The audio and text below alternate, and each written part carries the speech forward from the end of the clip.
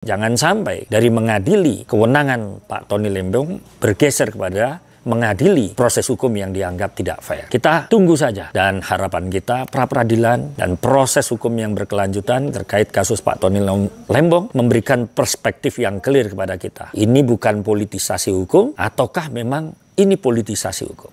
Assalamualaikum warahmatullahi wabarakatuh. Salam jumpa kembali dengan FW Legal Voice. Mudah-mudahan di hari yang libur ini kita semua selalu diberikan kesehatan, mencerahkan pikiran, menenangkan pikiran di alam yang terbuka ini, di tanah tinggi Jonggol. Masyarakat kali ini begitu disuguhkan dengan kasus yang cukup menarik perhatian, kasus Pak Menteri Tony Lembong. Apakah tuduhan beliau melakukan penyalahgunaan wewenang sehingga kemudian ditetapkan sebagai tersangka oleh APH, dalam hal ini Kejaksaan Agung, dapat diuji atau tidak di dalam pra-peradilan, dan apakah memang ada penyalahgunaan wewenang yang dilakukan oleh beliau? Tentu kita perlu merujuk beberapa catatan. Pertama, beliau ini senior official, dan di atas kepala beliau ada state of mind sebagai menteri. Yang pada saat itu kita ingin cek apakah penyalahgunaan wewenang yang dituduhkan APH itu benar atau tidak. Mengukur penyalahgunaan wewenang, tentu kita harus melihat beberapa presiden yang ada. Pertama, apakah kepentingan umum itu dilayani atau tidak. Kedua, apakah beliau selama menjabat mendapatkan kickback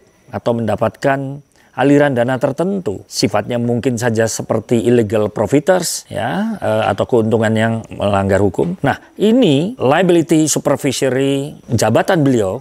Apakah ada failure act? Adakah tindakan gagal atau recklessness, kecerobohan beliau, atau preventi tindakan-tindakan yang tidak wajar, ataukah mismanagement selama beliau memimpin kementerian? Bagi saya, proper atau improper of conduct dari seorang menteri tentu harus bisa diukur dalam proses hukum ini. Paling tidak moral integrity criminal proses yang sekarang sedang dijalankan dan bahkan akan di-challenge dalam pra-peradilan, setidak-tidaknya haruslah berdasarkan ukuran-ukuran yang objektif. Sebab jika tidak, penetapan tersangka terhadap Pak mantan Menteri Tony Lembong ya bisa saja menggeser dari prasangka kepada Pak Tony Lembong ya bergeser kepada kecurigaan kepada lembaga penegak hukum. Ini yang kita hindari. Jangan sampai dari mengadili kewenangan Pak Tony Lembong bergeser kepada mengadili proses hukum yang dianggap tidak fair. Kita tunggu saja, dan harapan kita pra-peradilan dan proses hukum yang berkelanjutan terkait kasus Pak Tony